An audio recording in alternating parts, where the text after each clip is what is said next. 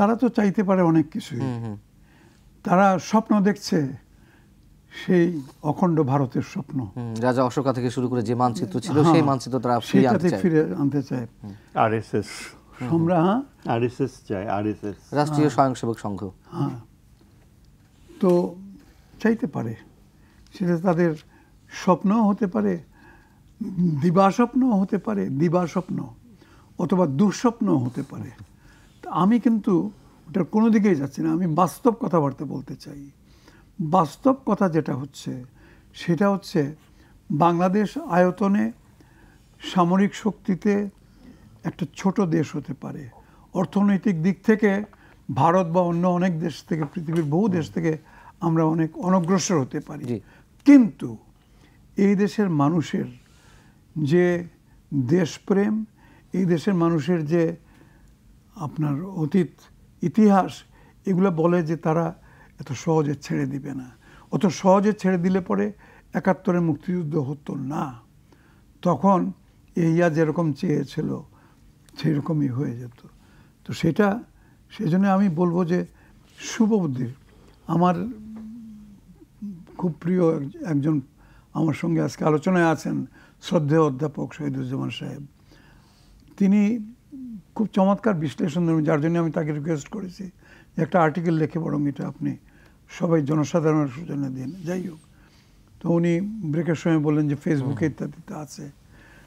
তো আমি কিন্তু ঠিক ওই দিকেও যাব না।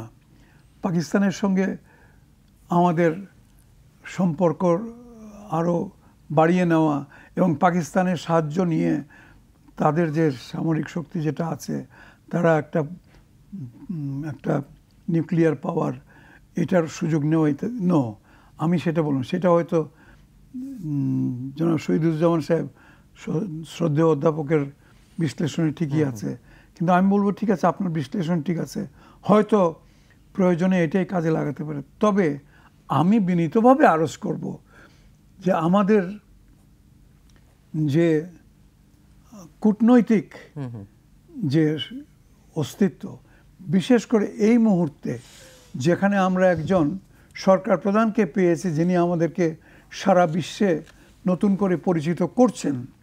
এই যে সদ্য সমাপ্ত জলবায়ু সম্মেলন হলো আজারবাইজানের বাকুতে, রাজধানী বাকুতে, সেখানেও তিনি যে ৩-০ যে থিওরিটা দিয়েছেন চমৎকার।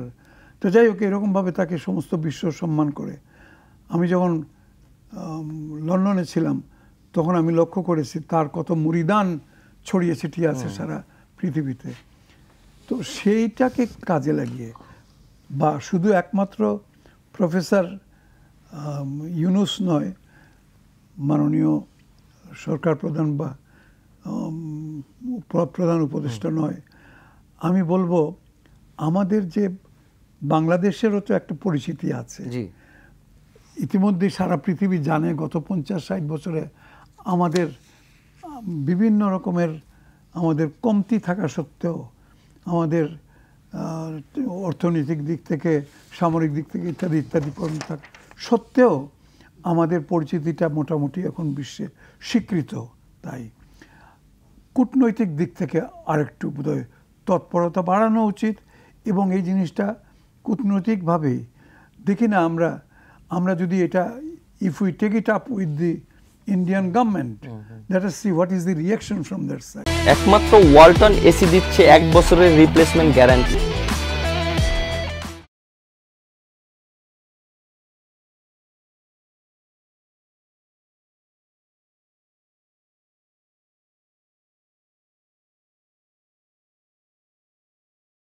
এটা শক্তভাবে জোরে সোরে এটা ভারত সরকারের সঙ্গে, ইন্ডিয়ান গভর্নমেন্টের সঙ্গে এটা টেক আপ করা উচিত।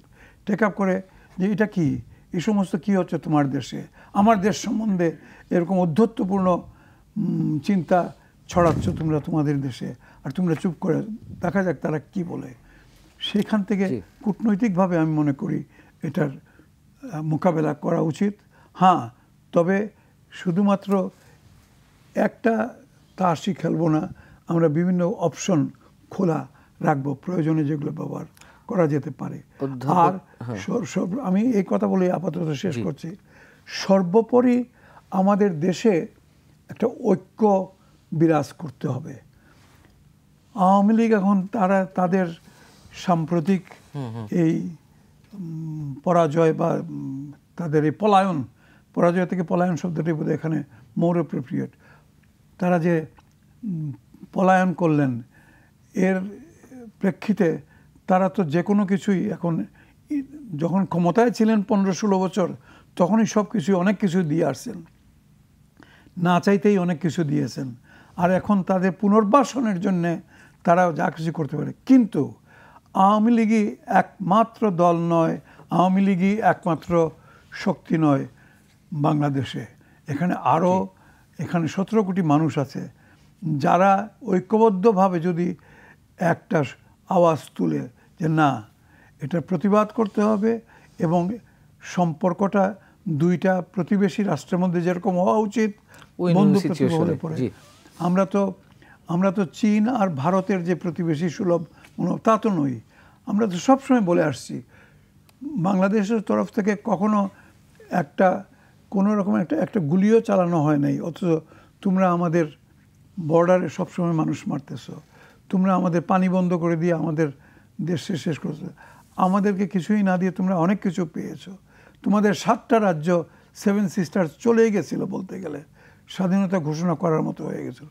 সেখানে আমরা তোমাদেরকে, হাসিনা সরকারই তোমাদেরকে সুবিধা ইত্যাদি করে দিয়েছে।